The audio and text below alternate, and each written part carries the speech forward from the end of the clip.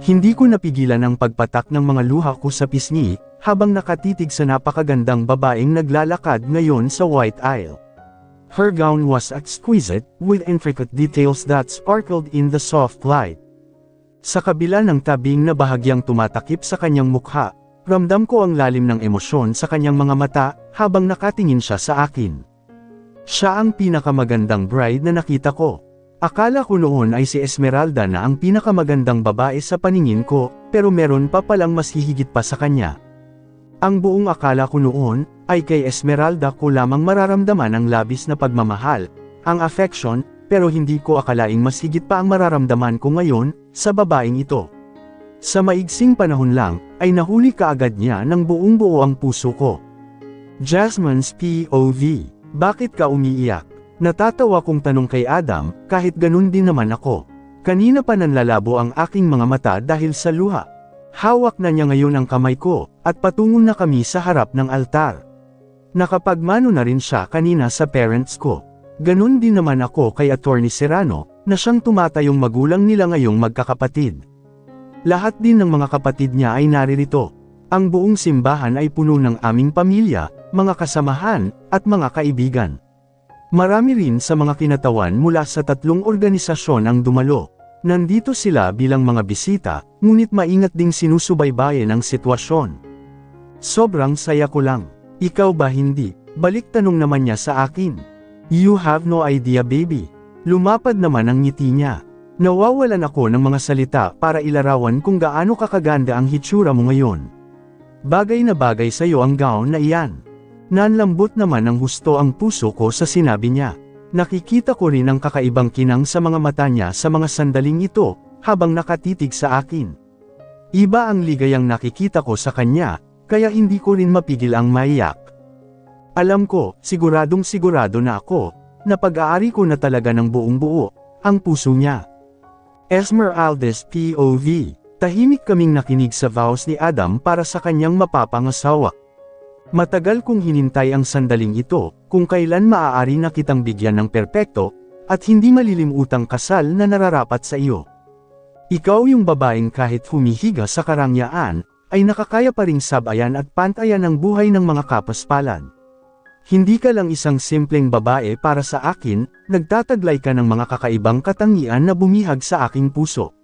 Hindi ko maisip na hindi ibibigay sa iyo ang espesyal na kasal na nararapat sa iyo.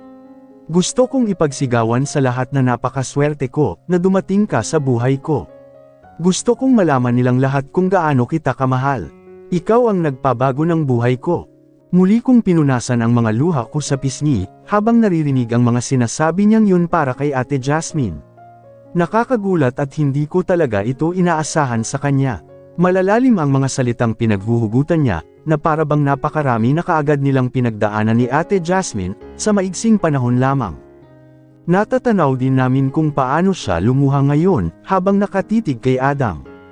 Ako ay lubos na nagpapasalamat dahil hindi mo ako iniwan, noong mga panahong down na down ako.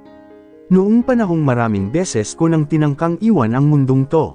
Your presence and compassion made a profound difference in my life. Tuluyan na akong napahikbi sa sinabi niya, dahil alam kong may kinalaman sa akin iyon. Ikaw ang dahilan kung bakit hanggang ngayon, ay nananatili pa rin akong buhay at lumalaban. Nagtamo man ng malalim na sugat ang puso ko, hindi lang ikaw ang ibinigay ng Diyos sa akin para gumaling ito. Biniyayaan pa tayo ng 3 supling na siyang mas lalong magpapatibay at magpapalakas sa akin. Tumulo na rin ang mga luha niya na kaagad niya ring pinunasan. Ngayon, isinasama ko ang aking buhay sa iyo, hindi lamang bilang iyong asawa, kundi bilang iyong kaibigan, manliligaw, at pinakamalaking taga-suporta.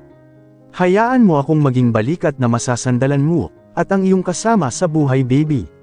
Ikaw ang lahat ng pinangarap ko at ang pagmamahal natin sa isa't isa ay hatid ng langit. Susuportahan kita sa bawat hamon, at patuloy akong iibig sa iyo araw-araw. Nangangako ako, na nandito ako sa piling mo at para sa iyo magpakailanman. Mas mamahalin kita sa bawat segundong dumadaloy sa ating mga kamay.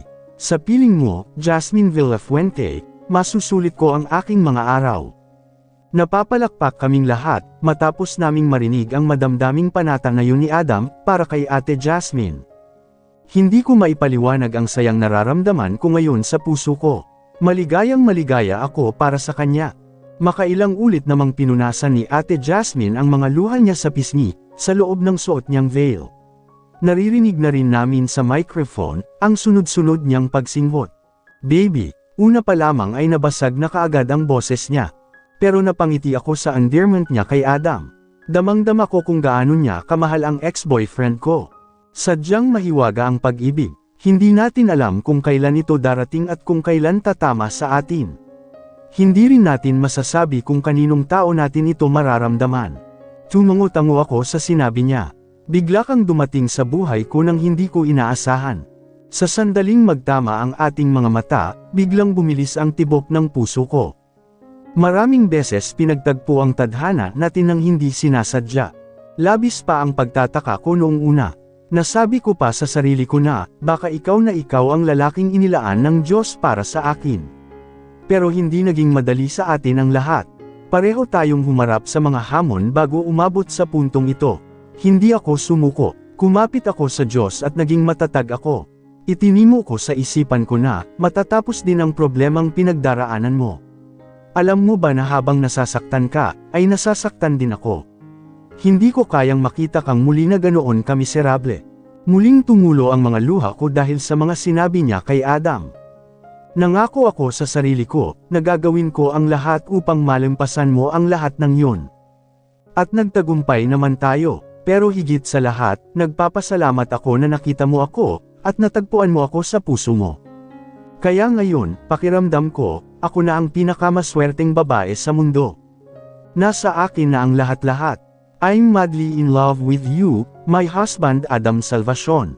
Ngayon, sa harap ng ating mga mahal sa buhay, pinipili kita na maging aking asawa. Nangangako akong mahalin ka sa kung sino ka, at kung sino ka pang magiging. Nangangako akong maging mapagpasensya, knowing that our relationship is based on love. Nangangako akong suportahan ang iyong mga pangarap, at tulungan kang makamit ang mga ito. Pangako kong ibibigay sa iyo ang aking puso, at ipapakita ang aking malalim na pagmamahal para sa iyo, sa kabila ng ating mga hadlang. Nanunumpa akong mamahalin ka ng tapat, at may sigla hanggang sa aking mga huling araw. Muli kaming nagpalakpakan sa madamdaming panata na iyon ni Ate Jasmine, para kay Adam.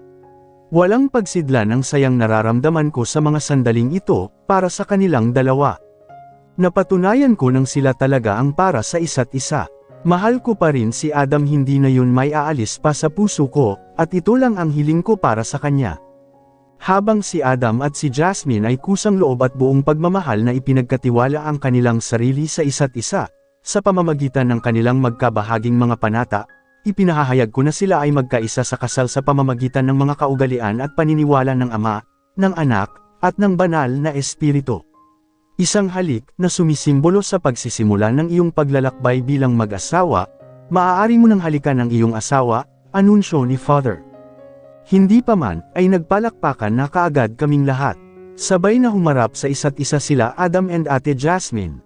Puno ng pagmamahal ang kanilang mga mata habang nakatitig sa isa't isa. Matapos itaas ni Adam ang veil niya, ay kaagad siya nitong binigyan ng maalab na halik sa mga labi. Bigla akong kinilig sa kanilang dalawa. Sa hindi inaasahan, ay naalala kong bigla kung paano din ako halikan noon ni Adam. Oh no, mali yun.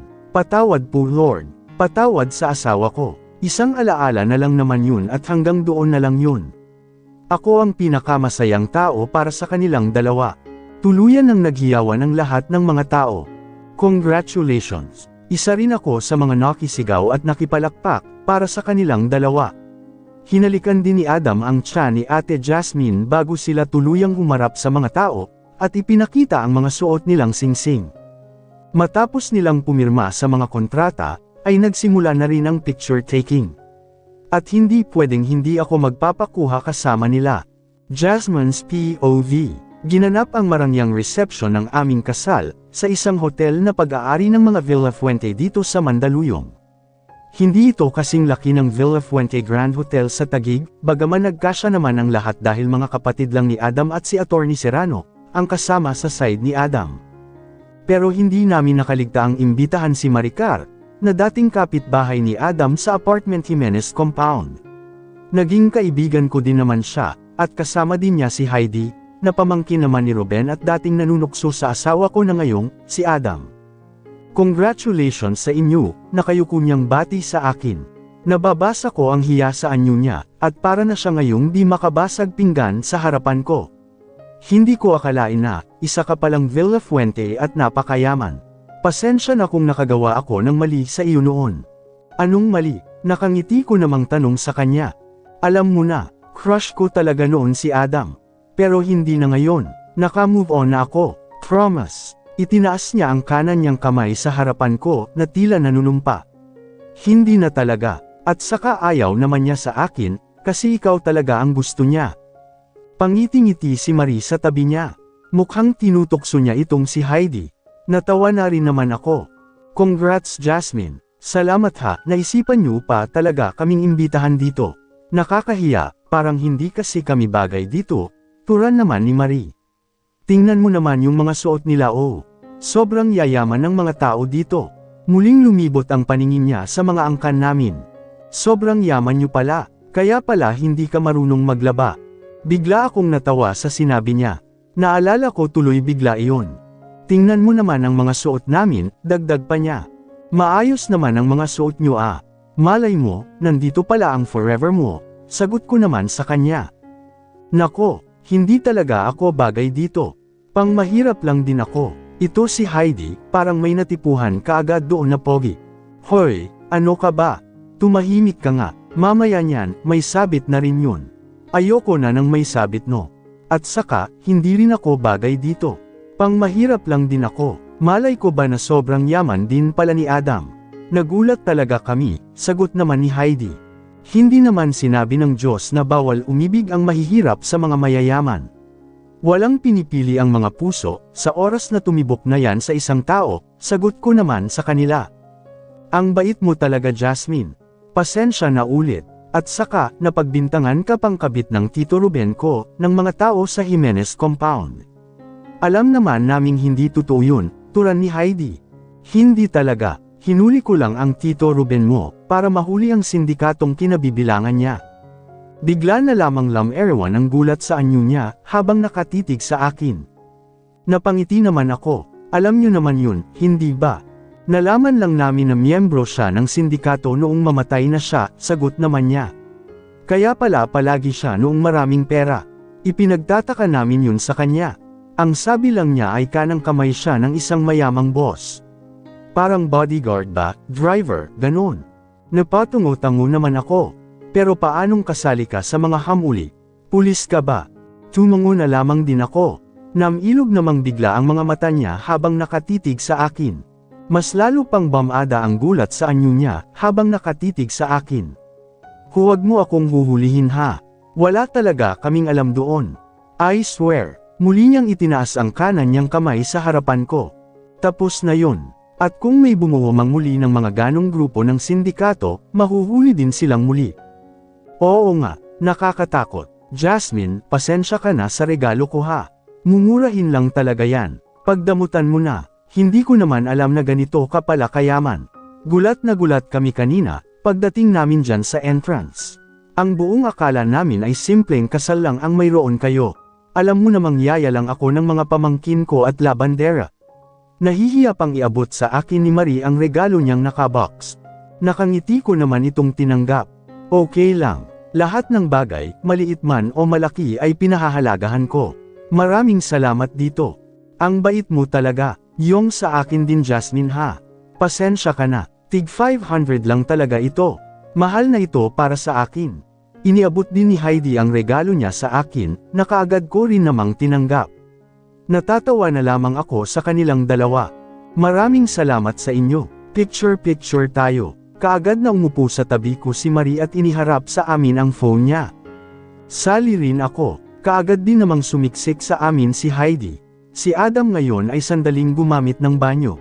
Hindi na raw kasi niya kayang tiisin ang ihi niya. Hindi ko nga rin pala kinalimutang imbitahan sila Nanay Sally at anak niyang si Jean. Nasa malapit na mesa lang sila at kumakain. Isa kasi sila sa mga naging parte ng buhay ko dito sa Pilipinas. Nandito rin ang ilan sa mga kaibigan ni Adam sa Prime Point Company. Sa huling pagkakataon ay nagkasama-sama rin sila, dahil nga pagkatapos nito, ay lilipad na kami patungong Spain. Hindi namin alam ang magiging future namin doon.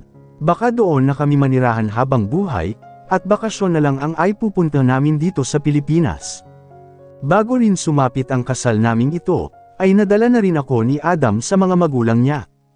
Inalayan namin sila ng mga kandila at bulaklak. Ipinakilala din ako ni Adam sa kanila at humingi ng gabay para sa pamilyang bubuuan namin. Mula pa kanina sa church at hanggang ngayon, ay para pa rin akong nakasakay sa ulap. Hindi pa rin ako makapaniwala na kasal na kami ni Adam. Ang kanyang mga vow sa akin sa simbahan ay isang bagay na hindi ko malilimutan. Para akong nakalutang sa alapaap dahil sa labis na kaligayahan. At ngayon nga ay daladala ko na ang last name niya. I am now Mrs. Jasmine Villafuente Salvacion and incredibly proud as his wife. Napalingon ako sa mga abay ko pagkatapos kong ihagis ang bouquet ko. Oh my God! Napanganga si Miranda, at tila hindi inaasahan na siya ang makakasalo nito. Nagkagulo at naghiyawan ang aming mga pinsan. Susunod na yan. Susunod na yan, namula siya ng gusto at hindi makapagsalita, pero naruroon ang malapad na ngiti sa mga labi. Lumapit ako sa kanya at niyakap siya ng mahigpit. Congrats! Bati ko sa kanya.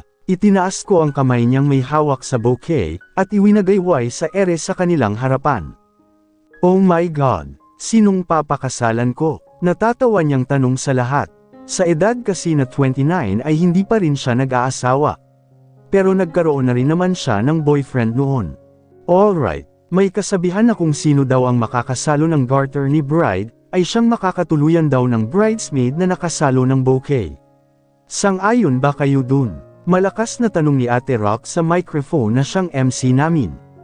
Yes, go na yan, simulan na. Natatawa ako dahil nangunguna pang sumigaw ang mga lalaki naming pinsan sa mga kanya-kanya nilang table. Ako naman ay inilalayan ng muli ni Adam na makaupo.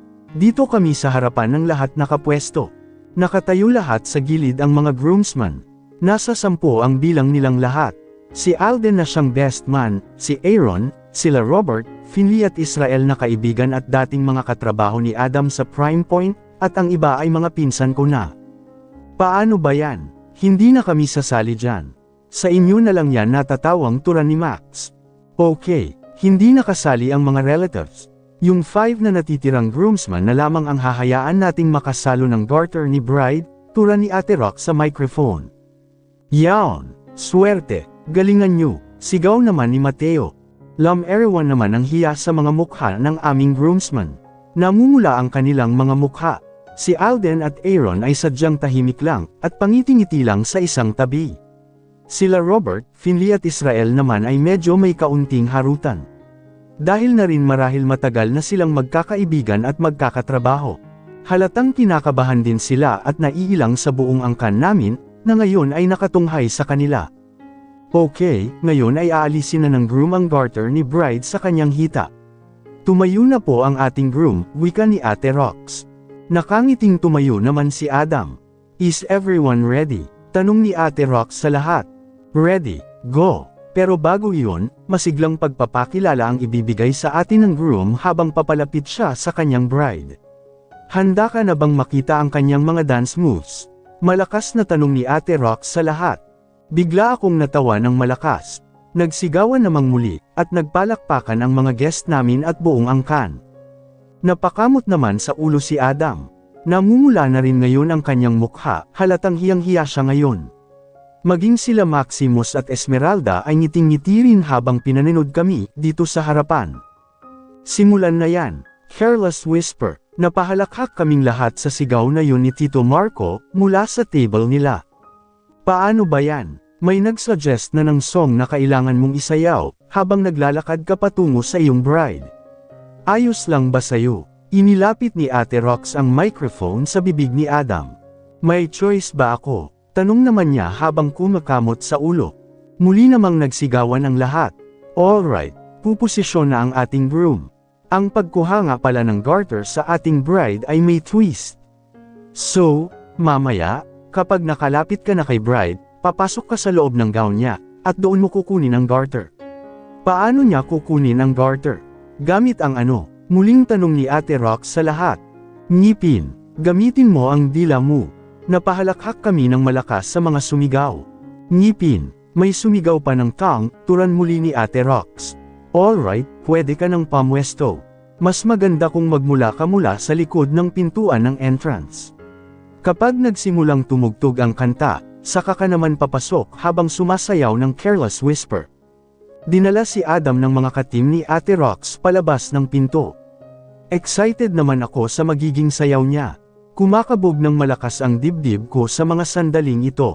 Alright, handa na ba ang lahat?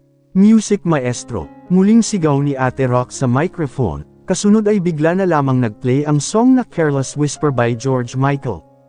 Segundo lamang, ay biglang lumabas sa pinto si Adam at ngayon ay gumigiling na palapit sa akin. Biglang nagpalakpakan at naghiyawan ang lahat. Ako naman ay napahalakhak ding bigla sa nakikita kong ito sa kanya. Oh my God! Napasigaw ako at tinakpan ang bibig ko. Hindi ako makapaniwala. Kumagat labi pa siya habang niluluwagan ang suot niyang necktie at nakatitig sa akin. Para siyang nang-aakit. Parang sasabog ang puso ko sa mga sandaling ito, at para akong sinisilihan dito sa kinauupuan ko. Hindi ko inasahan na napakalambot pala ng baywang niya. Our groom really fire up the dance floor. Sigaw din ni Ate Rox. Nakikita ko din ang labis na saya sa mga anyo ng pamilya ko habang pinanonood si Adam. Patuloy naman sa pugiling ang mahal kong asawa habang palapit sa akin, at sumasakit na rin ang tiyan ko sa pagtawa. Hinubad pa niya ang coat niya. Hinawakan niya ang magkabilang dulo nito at ikinuskos ng ilang ulit sa alaga niya, mula sa harapan at likod. Lalong yumangay ang sigawan ng lahat, kahit ako ay parang hindi na makahinga sa labis na pagtawa. Hinalas pa niya ang ilang butones ng white dress shirt niya, kaya bahagyang lumitaw ang dibdib niya. Baby, sigaw ko na sa kanya dahil sa labis na kilig. Oh yeah, kinikilig ang bride natin. Dance wrist ang ating groom. Napakalambot ng katawan. Malakas muling sabi ni Ate Rox sa microphone. Mas lalo pa akong nahulog sa asawa ko. Hindi rin nagtagal, ay nakalapit na siya sa harapan ko. Namumula na ngayon ng husto ang kanyang mukha. Huminto na rin siya sa pagsayaw. Halos hindi na siya makatingin sa mga guest namin. Ang galing mo baby, uwi na tayo. Kunwari yaya ko na sa kanya. Uuwi na raw. Mukhang gusto ng masolo ng ating bride ang husband niya. Turan ni Ate Rox sa mic. Excited ka, buntis ka na nga. Biglang sigaw ni Kuya Dixon na siyang ikinatawa kong muli. Okay, sisimulan ng kunin ni Adam ang garter ni bride sa kanyang thigh. Papasok ka sa loob ng kanyang gown at hihilahin pababa ang garter gamit lamang ang. Itinapat ni Ate Rox ang microphone sa mga guest, ngipin, dila, muli naman nilang sigawan. Ngipin at dila daw. Okay, ikaw na ang bahala dyan Adam. Basta makuha mo lang ang garter mula sa thigh ng iyong bride. Simulan na natin. Muling nagplay ang Careless Whisper na song sa background. Si Adam naman ay umupo na sa harapan ko. Itinaas niya ang lelayan ng gown ko, at saka siya pumasok sa loob. Naghihiyawan na naman silang lahat habang pinanonood kami. Kamay sa likod groom, utos ni Ate Rox sa kanya. Mabilis na inilipat ni Adam ang kanyang mga kamay sa kanyang likuran. Napakislot ako at nakaramdam ng hindi maipaliwanag na kiliti, nang bigla na lamang niyang halikan ang kaliwa kong hita, kung saan naruroon ang garter. Parang iba na yan. Mamaya na yan. Sigawan muli ng mga pinsan ko. Hindi rin naman nagtagal ay naramdaman ko na ang paghila ni Adam sa garter, at mukhang ang mga ngipin nga niya ang ginamit niya. Hinila niya ito paibaba sa pa ako, hanggang sa tuluyan na niya itong maalis sa akin. Lumabas siya mula sa gown at tumayo sa kanilang harapan, habang tangay ang garter. Nagpalakpakan at sigawan muli ang lahat. Alright, ayan na nga at nakuha na ng ating groom ang garter ng kanyang misis. Humanda naman ang ating mga groomsmen sa pagsalo ng garter. Sigaw ni Ate Rox sa lahat. Nagsiyayos namang muli sa pagkakatayo ang natitirang 5 groomsmen sa kaliwang bahagi namin. Napakalapad din ng pagkakangiti ni Miranda habang nakatitig sa kanila. Mukhang naughty tense siya sa kung sino mang makakasalo ng garter. Napakatagal na rin kasi niyang single. Sa pagkakaalala ko, ay college graduation pa simula noong magkahiwalay sila ng first boyfriend niya. Nagtungo ito sa ibang bansa dahil pinili muna ang career, pero hindi na ito bumalik pa hanggang ngayon. Okay, ready na ang ating groomsman. Ready na rin ang ating groom. Sigaw muli ni Ate Rox sa microphone. Nagtungo na rin sa harapan ng mga groomsmen si Adam na may 2 dipang pagitan mula sa kanila. Tumalikod siya sa mga ito habang hawak ang garter. Ngayon magbibilang ako ng 3. Pagkatapos ay ihahagis ni Adam ang garter, at kayong 5 ang bahala sa pagsalo nito. Kung sino ang humawak nito, siya ang magsusuot nito sa legs naman ng ating maid of honor na si Miranda. Okay, here we go. 3, 2, 1 go. Kaagad na inihagis ni Adam ang garter sa mga groomsmen, pero sa haba din ng braso ni Alden ay nasambot niya kaagad ito, kahit hindi umaalis sa kinatatayuan niya. Napuno ng hiyawan at palakpakan ang buong hall matapos nyon. Malalakas na kantsawan ang natanggap nila Alden at Miranda. Maging ako ay labis din ng tuwa, pati na rin ang lahat ng kapatid ni Adam at pamilya ni Miranda. Matatangkad din kasi sila Alden at Aaron katulad ni Adam, pero napansin kong tila hindi nakiagaw si Aaron at mukhang sinadya niyang ang kuya Alden niya ang makasalo ng garter. Alright, malinaw pa sa liwanag ng araw kung sino ang nakasalo ng garter. Walang iba kundi si Alden Salvacion. Malakas na anunsyo ni Ate Rox sa microphone. Congrats! Nakangiting nakipagkamay si Adam sa kapatid niya. Sandali din silang nagyakap bago bumalik sa tabi ko ang mahal kong asawa. Yamakap sa akin ang isa niyang braso at humulik siya sa sentido ko. Ang sakit ng tiyan ko baby, daing ko na sa kanya, habang hawak ang tiyan ko. Bakit? Okay ka lang? Sa pagtawa kasi, kanina pa ako tumatawa. Huwag mo na muna silang panoorin. Hinila niya ako sa dibdib niya, at iniharap ang mukha ko sa likod namin, upang hindi ko silang lahat makita. Ipinatong ko ang baba ko sa balikat niya. Hinaplos-haplos din niya ang tiyan ko. Ini-relax ko na muna ang sarili ko. Ilang ulit akong huminga ng malalim. May problema? Tanong ni Ate Rox habang nakasilip sa akin. Papahinga lang sandali. Sumakit ang tiyan niya sa pagtawa, sagot naman ni Adam sa kanya. Alright, bigyan natin ng ilang minuto ang ating bride para magpahinga. Napagod siya sa pagtawa, aniya sa microphone, pero natawa din ako sa sinabi niya. Pinainom nila ako ng kaunting tubig at sandali ring nagpahinga. Maya-maya ay kumalma na rin naman ang tiyan ko. Okay, pwede na ulit tayong mag-start. This time, isusuot ni Alden ang garter sa maid of honor natin na si Miranda. Tinatawagan na ang ating maid of honor dito sa harapan. Please sit here. Naglagay sila ng isang silya sa harapan. Kaagad din namang lumapit dito si Miranda at naupo. Napakaganda at sexy niya sa kanyang purple long dress. Mas lalong tumingkad ang kanyang kaputian. Nakatayo na rin naman sa malapit, ang napakagwapo naming best man na si Alden. He bears a striking resemblance to Adam, sharing a similar physique. Their Spanish heritage is much more noticeable in their looks. Pero bago ang lahat, pwede ba muna kaming makarequest ng kaunting sample naman dyan?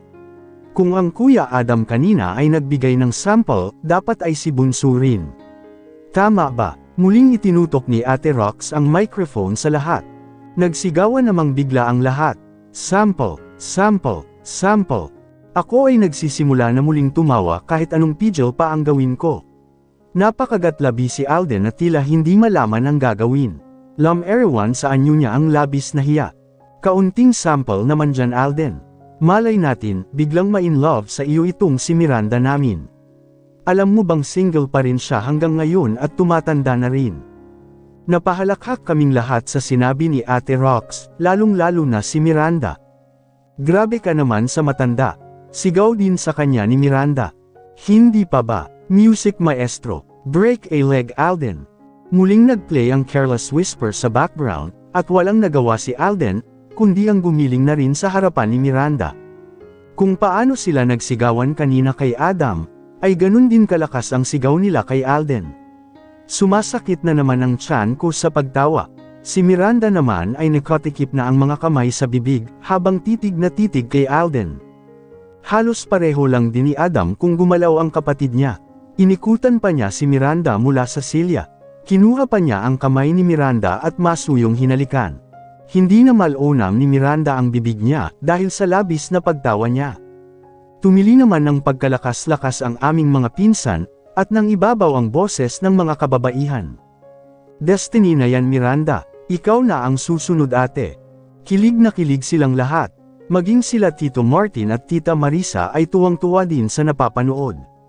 Hindi rin naman nagtagal, ay huminto na si Alden mula sa pagsayaw. Bumalik ng muli ang hiya sa mukha niya. Halos hindi na siya makatingin sa aming lahat. Alright, napakagaling naman ng ating mga dancer. Guwapo na, talented pa. Kinikilig ang ating mga guest. Hiyaw ni Ate Rox sa microphone. Okay, pwede na nating simulan ang pagsusuot ng garter sa legs ni Miranda. Paano ba isusuot ni Alden ang garter? Sige, kayo na ang magdesisyon. Ngipin, dila, nanguna talaga sa pagsigaw ang mga pinsan naming babae. Ngipin at dila daw. Tanungin natin sina Tito Martin at Tita Marisa. Papayag po ba kayong gamitan kaagad ni Alden ng dila si Miranda?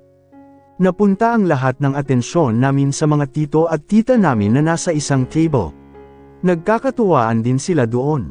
Binigyan nila ng microphone si Tito Martin. Ano sa tingin mo Alden? Nakangiti niyang tanong sa bayaw ko. Naghihiyawan at tilian pa rin ang mga pinsan namin. Kaagad ding itinutok ni Ate Rox sa bibig ni Alden ang microphone niya. May respeto po ako sa anak niyo at sa inyo, puno ng paggalang namang sagot ni Alden. Manugang na manugang ang datin rin turan naman ni Melissa. Naghalakakan namang muli ang lahat. Okay, magsimula na tayo. Napakabait naman ng ating si Alden, turan naman ni Ate Rox. Kaagad na ring yumukod si Alden sa harapan ni Miranda. Iniluhod niya ang isa niyang tuhod sa sahig, at maingat na hinubad ang sapatos ni Miranda sa kanang paa. Ginamit na lamang niya ang mga kamay niya sa pagsusuot ng garter sa paa nito, paakyat sa legs nito. Higher, higher, sigaw ulit ng mga pinsan namin. Higher pa raw sabi nila. Turan naman ni Ate Rox sa microphone. Patuloy namang itinaas ni Alden ang garter hanggang sa tila umabot na ito sa hita ni Miranda. Kaagad na ring hinila pa ibaba ni Alden, ang lelayan ng gown ng pinsan namin at tumayo. Kayo na raw ang susunod na ikakasal. Charot, turan ni Ate Rox, na siyang ikinatawa naming muli. Kinunan ng mga photographer ng pictures sila Alden at Miranda. At muling nagpatuloy ang kasiyahan. Ako naman ay nagpahingang muli, dahil muli na namang nanakit ang tiyan ko dahil sa labis na pagtawa. Ngayon lang talaga ako makakatapos ng isang buong araw na kasal, at ngayon ko lang din nalaman na may mga ganito palang pakulo sa mga ganitong okasyon. Sa tuwing may ikinakasal kasi sa angkan namin, ay hindi naman ako nagtatagal. Kaagad din akong umaalis. Pero ngayon ko nalaman na ganito pala ito kasaya. Ngayong naranasan ko na, palagi kong iingatan ang hindi malilimutang araw na ito. Ito na talaga ang pinakamasayang araw sa buhay ko. Pinalipas muna namin ang 2 araw, bago kami lumipad ni Adam patungong Spain. Kasama na rin ang mga kapatid niya. Nagbukas na muna kami ng mga gifts noong unang araw, at dinala namin sa Spain ang mga pwedeng dalhin. Ang karamihan, ay itinambak na lamang namin sa room ko. Nagtungo din muna kami sa bahay nila sa Cavite. Humanap ng caretaker si Adam, para kahit nasa malayo silang magkakapatid, ay nalilinis pa rin ang bahay. Wala daw silang planong ibenta iyon, dahil doon nabuo ang maraming magagandang alaala ng kanilang pamilya, kasama ang mga magulang nila. Simple pero may kalakihan din ang bahay nila doon, at ang ama daw nila ang bumili niyon, simula noong umuwi sila mula sa Spain. Ipapaayos din daw nilang magkakapatid iyon para gawing bakasyonan, tuwing uuwi kami sa Pilipinas. Finally, nakarating na rin ako sa Spanish Villa ng kanilang lolo at lola sa Madrid, Spain. Sobrang laki at napakarangya nito. Halatang alagang-alaga din ito ng kanilang grandparents, noong nabubuhay pa ang mga ito. Sa pagdaan sa gate, isang malawak na hardin ang bubungad sa iyo. Isang mahabang driveway ang humahantong sa harap ng villa, na pinalamutian ng isang grand fountain sa gitna nito. 2 palapag lamang ito, pero napakalaki. May napakalaking swimming pool din ito sa likurang bahagi. Namangha pa rin ako na pinili ng kanilang ama na iwan ang ganitong pamumuhay, para sa kanilang ina. Nakikita ko kay Adam kung paano umibig ang kanilang ama sa isang babae. Ito ay isang napakatinding pag-ibig. Dito na kami nanirahan ni Adam. Hindi na kami nagtungo pa sa ibang bansa para masolo ang isa't isa. Hindi rin naman muna siya pumasok sa trabaho sa loob ng isang buwan, para masulit namin ang aming honeymoon. Nauna na rin naman ang honeymoon namin sa Pilipinas bago pa kami ikasal. Heto nga at lobo na ang tiyan ko. Dito na rin ako mangganganak sa aming triplets. Magtutungo na lamang daw dito ang family ko bago ako manganak. Namasyal kami sa mga malalapit lamang na lugar. Hindi na rin kasi ako pwedeng bumiyahe ng napakalayo at mapagod ng sobra. Nahihirapan na ako dahil unti-unting bumibigat ang tiyan ko.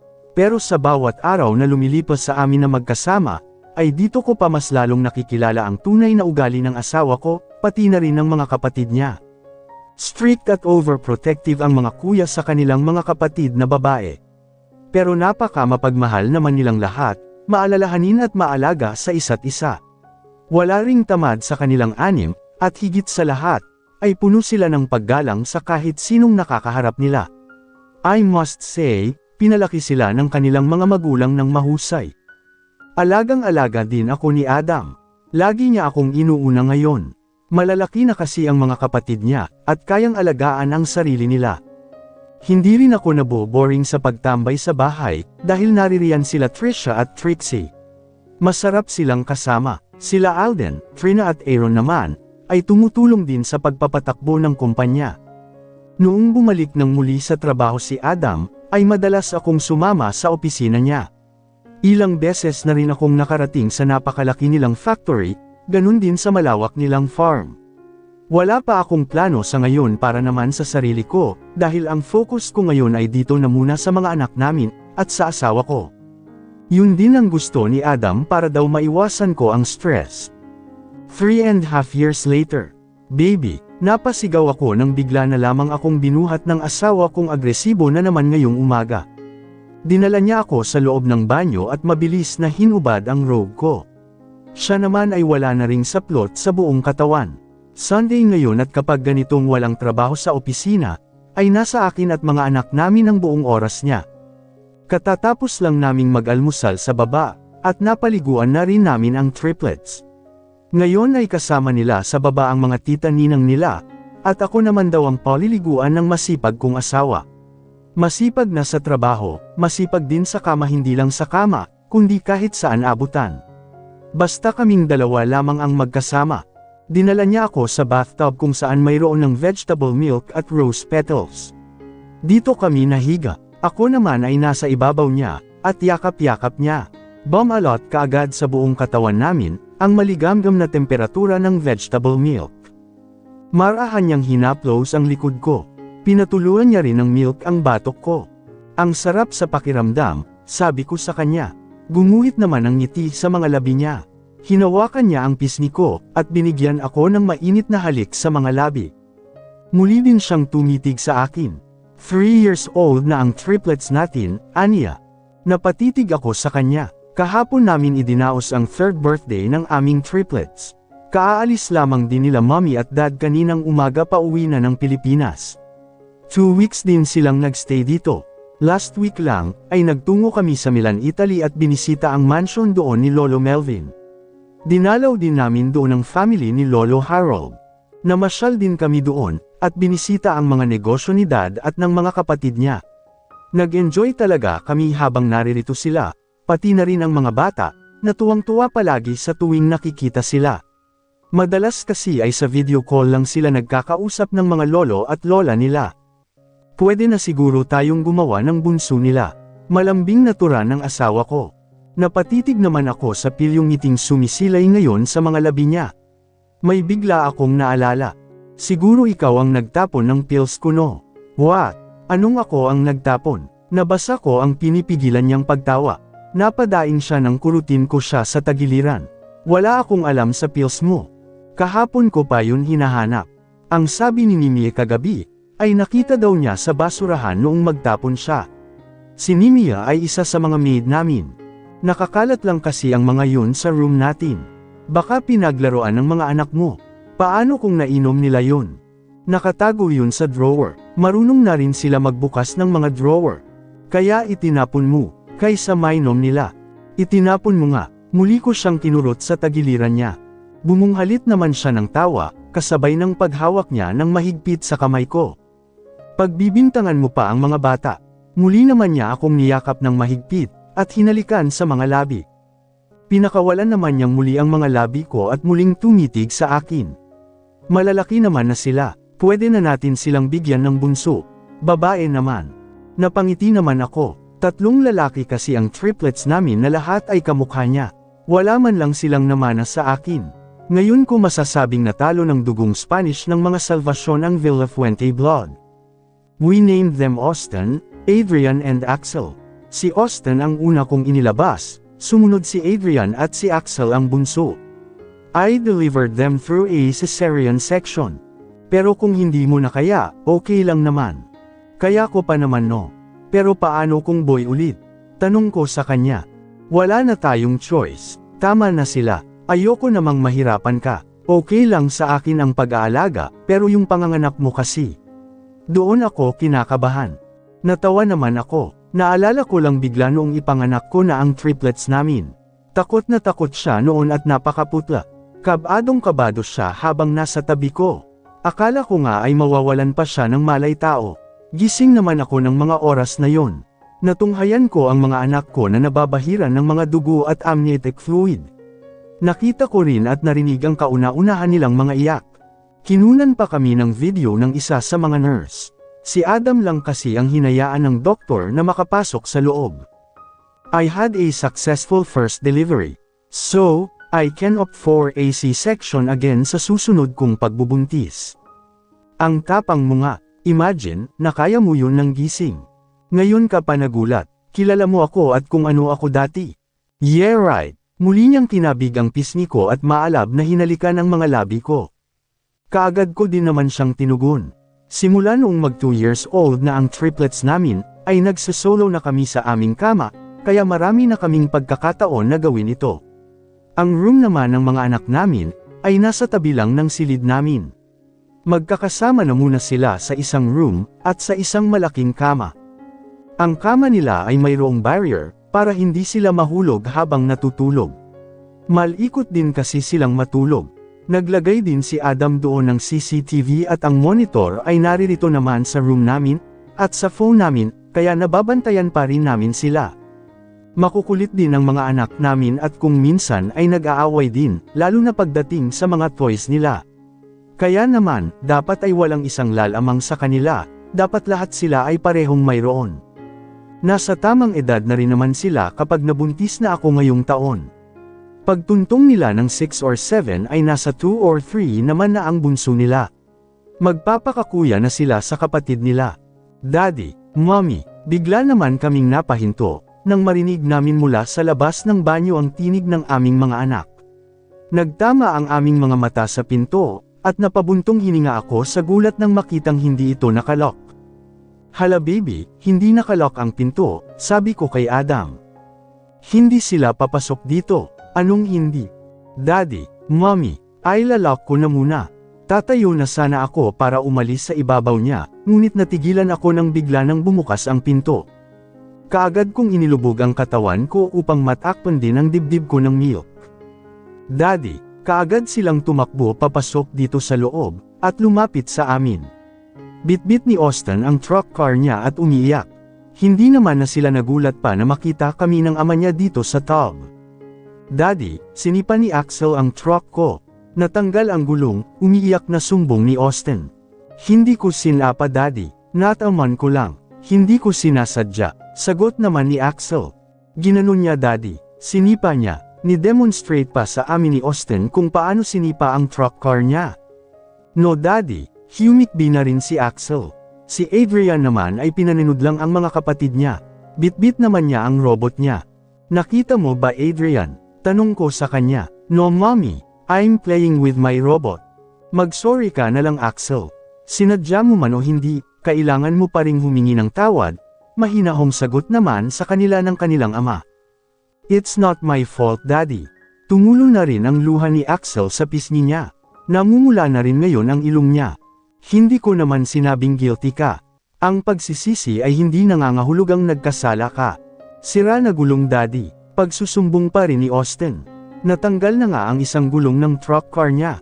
Aayusin ni Daddy mamaya. Maliligo lang kami ni Mommy. Axel. Muli siyang bumaling kay Axel. I didn't mean to, Daddy. Yeah, hindi mo nga sinadya, pero nasipa mo pa rin. Kapag si Austin naman ang aksidenteng nakasira ng toys mo, kailangan niya ring humingi ng sorry sa iyo, para magkasundo kayong dalawa at hindi nag-aaway. Lagi kong pinapaalala sa inyong tatlo na magkapatid kayo. Hindi tamang makipagtalo. Dapat niyong mahalin at suportahan ang isa't isa. Come on, mag-sorry ka na kay Austin. Si Daddy na ang mag-aayos ng sira ng truck. Austin, handa ka bang patawarin ang iyong kapatid? Opo, Daddy. Good. Ganun dapat. Axel. Muli niyang binalingan si Axel. Sorry. Muling pamatak ang luha sa pisngi ni Axel, habang sinasabi iyon sa kapatid niya. Lumapit pa siya kay Austin at humulik sa pisngi.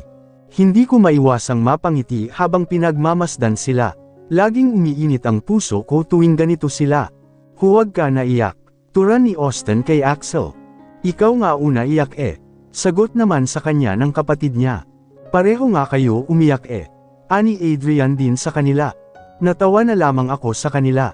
Lumabas na muna kayo. Isara nyo ang pinto. Maliligo lang si Daddy at Mommy, utos ng kanilang ama sa kanila. You gonna fix it, Daddy? Ulit pa ni Austin patungkol sa truck car niya. Yes. Later pagkatapos naming maligo ng Mommy nyo. Opo. Let's go.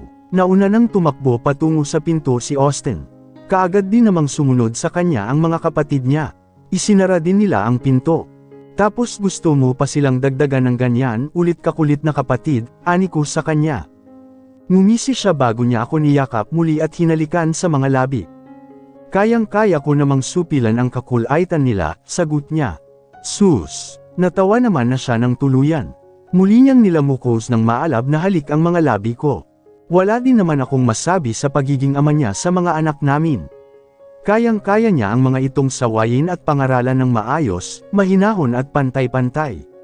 Sa hapon hanggang gabi, kahit pagod siya mula sa trabaho, ay may time pa rin siya sa mga anak namin para makipag-bond. Ayon sa kanya, ay kami naman ng mga anak niya ang nag-aalis ng pagod niya.